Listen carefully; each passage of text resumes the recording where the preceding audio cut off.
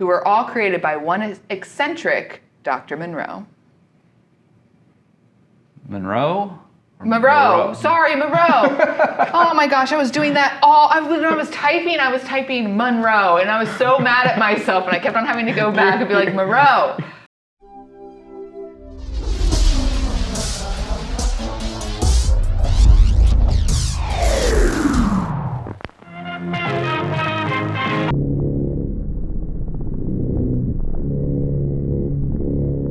Hello and welcome to a very special double feature episode of the Library Grindhouse. The only thing you need is your library card. I'm Jesse. And I'm Leah, and today we'll be reviewing our top 5 reasons why to watch the 1996 film, The Island of Dr. Moreau, and this 2014 documentary, Lost Soul, The Doomed Journey of Richard Stanley's Island of Dr. Moreau. All right, well, Leah, first, why don't you hit him with that spoiler-free plot summary for The Island of Dr. Moreau? Douglas, the sole survivor of a plane crash in the middle of the ocean, is rescued and taken to the island of Moreau, where he finds himself surrounded by human-animal genetically modified science experiments who were all created by one eccentric Dr. Moreau. Moreau. Sorry, Moreau. Oh my gosh, I was doing that when I was typing Monroe, and I was so mad at myself, and I kept on having to go back and be like, Moreau. You're okay, it's fine, we're not starting over. Not the president. That's what we do here. It's not the president, guys, I promise you. All right, Leah, what's number 5 on your list of reasons to watch The Island of Dr. Moreau? Moreau. Everyone, Moreau. That's a weird enunciation. I know. I have French in my blood. You'd think I'd be able to. Anyway, my number 5 reason is any scene with the piano. So first we have the Austin Powers inspiring, apparently, dual piano with Nelson de la Rosa and Marlon Brando. So that one was fun, and they always said in the documentary, which we will get to, did say that they thought that this was like the best scene of the entire movie. It was beautiful. I thought that the one where all of the creatures came and they started to play the piano, and then Dr. Moreau came out. I'm gonna have to enunciate that. Then Dr. Moreau came out and tried to teach them how to play the piano. I thought that was so much more inspiring. But yeah. Interesting. Yeah. Okay, cool. Number 5 reason? All right, how about for you? My number 5. Are you a doctor? No, I'm more like a vet. Wait. Are you a doctor? Well, I'm more like a vet. Great quote. I just like it. It is a great quote. Oh, Val Kilmer. I know, right? I mean, he started off with that kind of smirk, or that snark. He did. Snarky. He never left. No. Yeah. Not at all. All right, Leah, what's number 4? My number 4 was the costuming was insane. All of the animal creatures, I actually thoroughly enjoyed it, just because I think I grew up in the 90s where people actually use prosthetics and costuming instead of just solely CGIing everything. So it was nice to see. Yeah. And the fact that they actually were trained to be animalistic, they had that expert training. It was very good. Move back. I enjoyed it, so yeah. That's cool. Yeah. All right, that works. Number 4 for you? My number 4, Val Kilmer's sarong. It's just a delightful fashion choice that seems to fit the character well.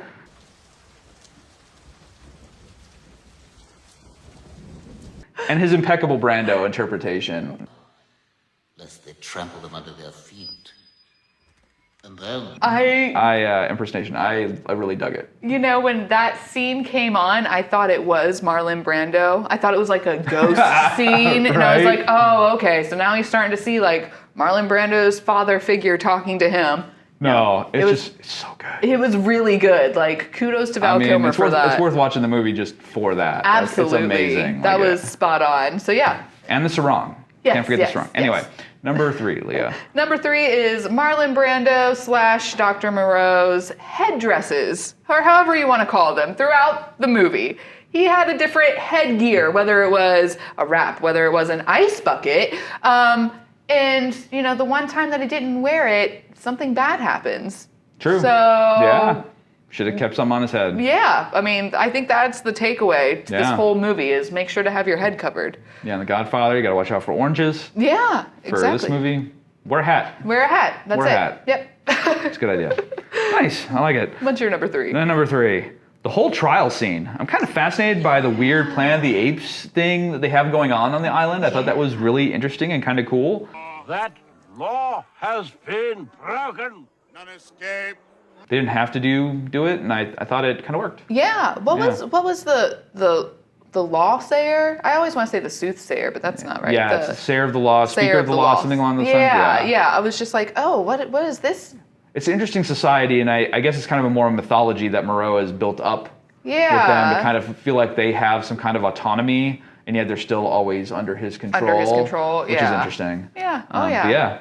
All right, number 2, Leah. Number 2, who's the animal?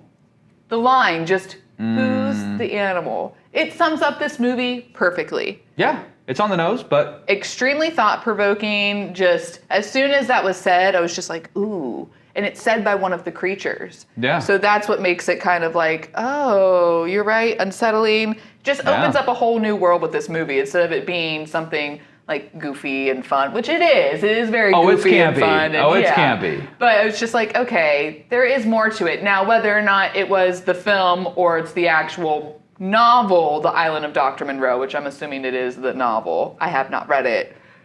That is more thought-provoking in that aspect. Yeah. But yeah. I mean, I haven't read The Island of Dr. Moreau. I haven't either. But It made me want to. I don't know if it's similar to Island of Dr. Moreau, but... You know, do I keep saying it? Please just put like a blip, like Leah means Moreau. I'm sorry, it was mean. I should have done that. No. It's funny. But yeah, every single time, just put like a little blip. The Monroe counter. Or else just cover my face with like a portrait of James Monroe. I'll just do like a Tyler Durden, like splice in like a flash of Please. President Monroe. Please. Oh my gosh. All right, my number 2. Yes, number 2, Jesse. Is Yes, my caloric inverter is empty. Would you fill it, please?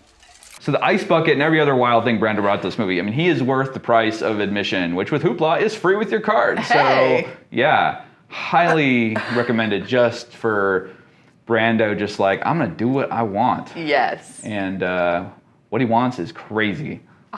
Okay. Yes. Okay. Yeah, I think it's, that alone. All right, Leah, your number 1 reason to watch The Island of Dr. Moreau. My number 1 reason is because I said so. Piggybacking off of Jesse's notion of Marlon Brando, like he alone really is a reason to watch this movie. I was expecting him to just not be doing anything, kind of just, oh, well, my name's on it, I can pretty much just... I mean, he kind of didn't. Lackadaisically just, be here. But no, I feel like he actually encompassed Dr. Moreau. I'm just going to have to say it. Dr. Moreau, I think he encompassed him. He was sort of like a weird father figure. He cared for the animals, but he also was mean to them. He created them. He was trying to explain why he created them, but it wasn't even was unsure. It was just... I feel like he pulled it off. I feel like he was Dr. Moreau. Like he really pulled off that character of being eccentric, of being the type of person who would create genetically modified human creature. You buy that he's been on this island for way too long and has developed some weird proclivities. Yeah, absolutely. Yeah. And same with Val Kilmer. Like he had to have been on the island for way too long. I think a part of it was naturally Montgomery's character, obviously just being a bad person, but yeah. I mean, I was expecting to not like this movie and just to think that it was the campiest thing in the world and like live up to the name of being one of the worst movies. I actually really enjoyed it.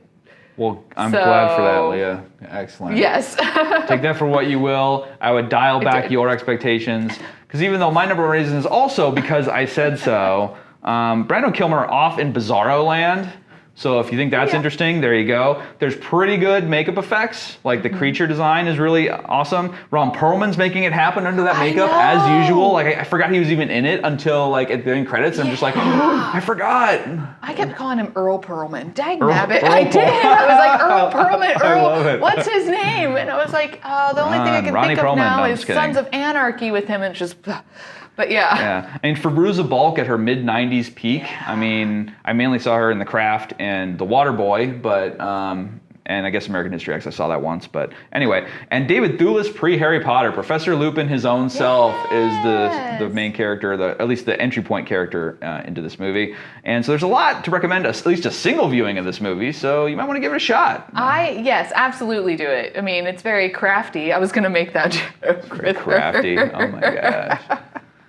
But it's just a good movie. I enjoyed it. I really did. It was nostalgic 90s yet again with all of the actors, and you just kind of have to.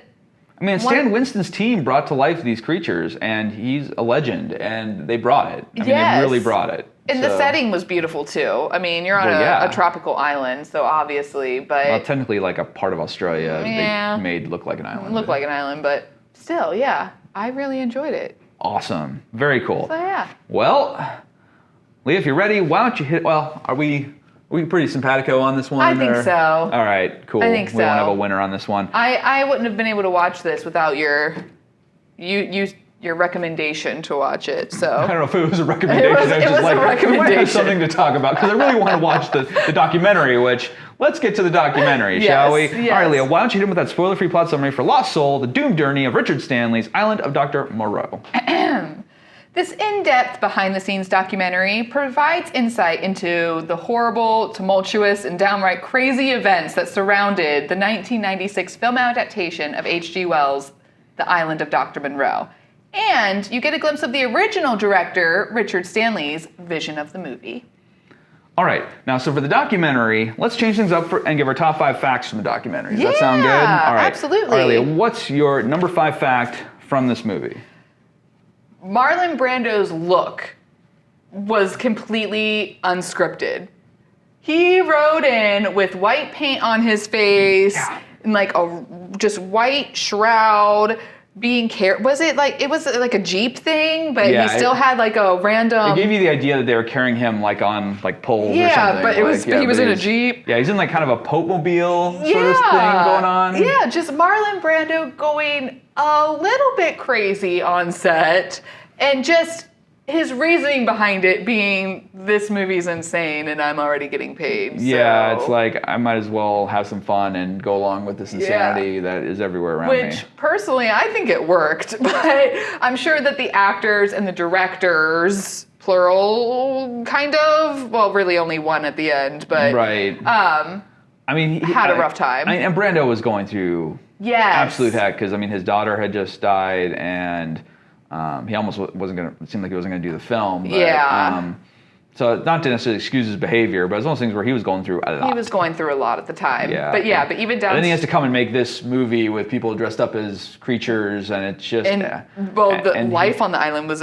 They were just all acting crazy, so... Yeah, so I can't imagine what was going through his head of just like his thinking about his career and like, I was the Godfather. I've won Academy Awards, and here I am. My daughter's just died, and here I am in this jungle with all these creatures and the script that doesn't make any sense. And it's true. Yeah, and so I mean, it doesn't necessarily excuse him going off the ranch like that, but it's a little more understandable when you have all the context of like, oh yeah. Okay. And I didn't know that I didn't know that his daughter had passed away until I watched this documentary, and I was just like, okay. I can see where you're sort of like, yeah, and then on top of that in the movie, like, he has children that kind of go crazy, so I could even imagine talking in that way, like reading that line, and But I feel like in quieter moments he does bring something. You can kind of see that he's there. He's still Brando. Yeah, but is that his assistant talking to him in his ear, and he got upset because she was voice acting, and he told her not to. Forgot about that, yeah. Which I thought was that was another funny fun fact. But yeah, we'll say that's 5 or 4.5. Anyway. Okay, cool. My number 5. What's your number 5, Jesse? All right, if you really want to know. I appreciate that Richard Stanley could open himself up and be so vulnerable about his experience and inexperience from working with big stars and crews to even driving in LA, no less, that he didn't know how to drive. He's in LA. That's the only way to get around in LA. Yeah.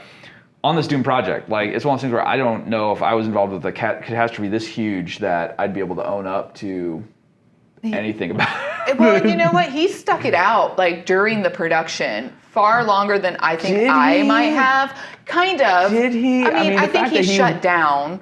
He did, but the fact that he wouldn't even take a meeting or go to a meeting, I'm just like, my dude, like, meetings are the easy part. See, for me, I feel like he's a non-confrontational person. After watching him, I'm like, Yes. you are very non-confrontational to the point of ghosting your problems. I feel like you are that type of person. And I think he felt like he had issues that were going to be brought up at the But meeting. I still don't think he understands those issues, at least when this documentary was shot. Oh, I agree. And that is one of those things where I think he's still just completely in the dark about the fact that, I mean, he's literally like living in the middle of nowhere, like in, where was it? Like Papua New Guinea or something. Yeah, I'm because just he said that he liked oh. isolation better. He was better off not being surrounded by people. And that's And it's when good I to was know like, that about yourself. The problem, though, is that if you want to make movies, it's a collaborative medium. it's very true. And the bigger the movie, the more you're going to have to collaborate with and wrangle and everything. And I think he learned his lesson in that terms of just not pursuing that big a project. But he didn't want it to be that big a project. It wasn't supposed to be that big of a project, was the other thing. And I did feel bad for him because I feel like they were setting him up for failure. I feel like all of like the top dog producers were setting him up for, hey, there's a huge storm, but you need to make sure that you're shooting every single day. Like that was sort of like a Yeah, it was. they were trying to get him out. Number 4, Leah. Number 4, the fact that Richard Stanley snuck onto the movie set afterwards, yes. Yeah. which I was surprised that he talked about because I was scared that New Line was going to be like, give us our money back, What's you the broke statute- contract. what's the statute of limitations on that, What is though? that? But yeah, and the fact that they were talking about how he wore this like weird bulldog mask or a hound dog mask, and it was so hot because it's on a tropical setting that one of the costume directors was like making sure that people had breaks and they could take off their masks. And one he's like, one extra just wouldn't. And we were all like, that's so weird. And it's because it was Richard Stanley having snuck back onto the movie set. He didn't want people to know it was him. And I love the fact that they showed some still images from the movie itself, and you can see his extra in the background. And the one that they chose, it looked like he's glaring at Val Kilmer, which is just so funny to me. But yeah. No, it's cool that he did. I was like, oh no, did he like not even get paid for this? Like, did he not? Yeah. I was like, no, dude, what are you doing? They paid him, which is... but I was worried that he was going to get found out and that I didn't know anything about all this drama regarding him. I just knew there was a troubled production, et cetera. And then it was just really panned when it came out, but I didn't know anything about this. And it was just like the fact that I was like, I don't know if he got found out and was like... I was really nervous about that, because too. I'm like, dude, you have nothing, man. Like, you need something. And his contract said that he had to be 40 kilometers away from any shooting or something like that. So the fact that he was... He's on the set in front of the camera is just a little closer than 40 kilometers. Exactly. But that was just... I mean, he definitely had passion for the film. So... All right. My number 4. Your number there? 4, All yep. right. Getting the animal expert from Gorillas in the Mist to work with the actors on playing the animal hybrids. That's a choice. Yeah. I mean, because was he working with real gorillas on Gorillas in the Mist, or was it people in gorilla suits? Like, I saw that movie in theaters, which traumatized me. I think it was both.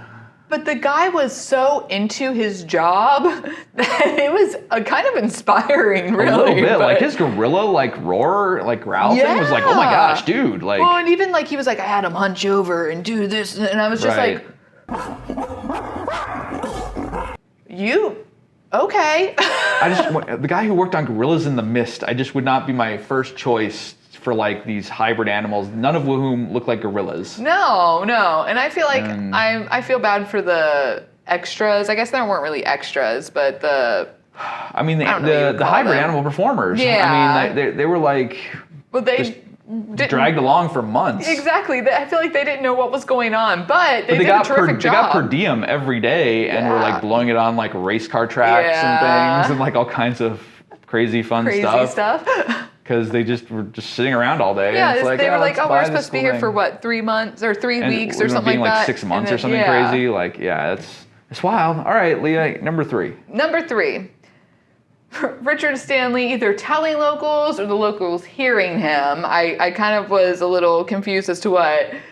After he was kicked off, they were just like, someone's talking about how Val Kilmer ruined his life. And they were like, oh, it must be Richard Stanley. I was cracking up. And I was like, just some random guy walking around, Val Kilmer ruined my life. And they were like, oh yeah, that's our old director. We found him because he was missing. What's your number 3, Jesse? Richard sneaking back onto the set, disguising himself as the Dogman extra, and the fact that he still has the mask. Yes, I saw that too. It looked really beat up though, which Well, it's latex, and it's been like that is. It was like I wasn't thinking about that. almost 20 years at that Yeah. point, and so he says it's like basically a disease that infects latex in terms of just the degrading and oxygen. Like you'd have to have it in a vacuum to. I was gonna say it looked like it was preserve like it. burned almost, like it was. Yeah, the latex is distorted basically and- like rotting away. But yeah. Because it's like organic material, kind of, I guess. So anyway, that was pretty cool. Anyway, Leah, what's your number 2? Well, what you just said leads into my number 2 because it is seeing the original storyboards was really awesome. Seeing the Yeah. original illustrations of.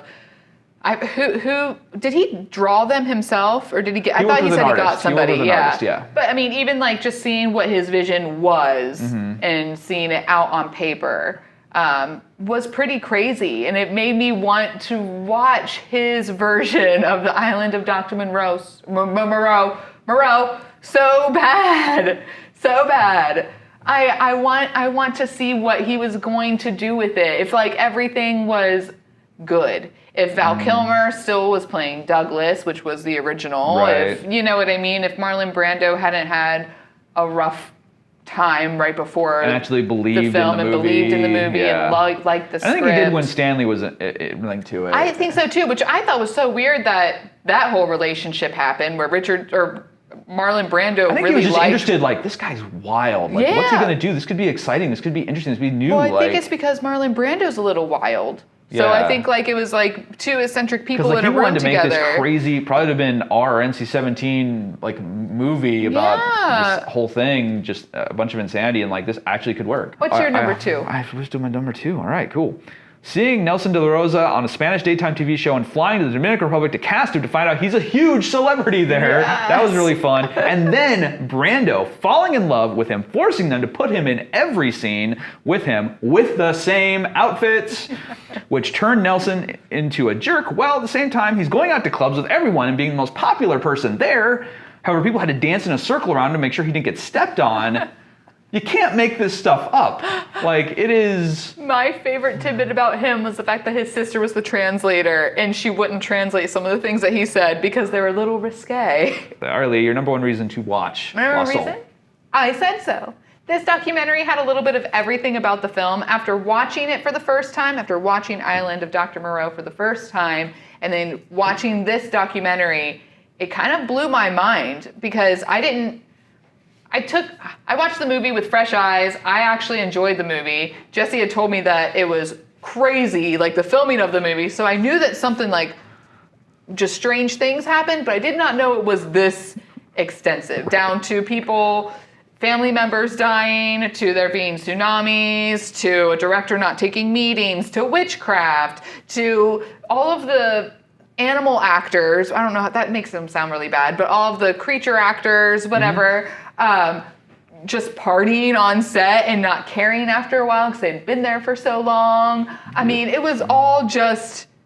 It was a mess. To then this new director hating the movie, but still directing it because it was a payday. And even he couldn't wrangle the situation. No, and he Legendary was- wrangler of I was big gonna say, personalities. he was known for that, and like Yeah. he couldn't do it. It was just, whoa. And the movie still turned out decent, I guess. If you say so. It was decent. But like after seeing this documentary, it really opened up my eyes. Like, I mean, okay, you see this well, documentary and it gives you a whole new appreciation for the movie that we got because how did we Yes. get anything Exactly, and that also- resembles a film? I would watch this documentary again just to see again the original storyboards. They were beautiful. Like they Sure. were beautiful, and I mean, someone should have made a book. want to see that movie. I want to see Richard Stanley's version of it. But yeah, My number 1 reason to watch it is because I said so. As much of a failure as Dr. Moreau was, a bunch of people put everything they had into the movie, which the documentary admirably highlights. And Richard Stanley ends the doc with a line about making something more modest, but still red in tooth and claw, which is perfect because he goes on to make The Color Out of Space with the one and only Nicolas Cage, which was great and really fits the description in the best way. That is one mean, nasty, and relatively modest film that we need to cover, or will cover if it ever shows back up on Hoopla or Canopy. and I still haven't For seen sure. it, so absolutely, I want to see it. Gosh. Yes. It is fantastic. Well, I I don't know. I think we're evenly matched on this. I think don't so, think too. either of us is really just like the person to defend either film. I don't know. Yeah. You definitely like the first one better than I did. I do. I actually really did like it. Anyway, well, those are our reasons to check out The Island, Dr. Moreau, and Lost Souls. So head over to Hoopla to check them both out for yourself. They're a fun double feature, so I hope you can do it. And for Library Grindhouse, I'm Jesse. And I'm Leah. And we will see you next time. Bye.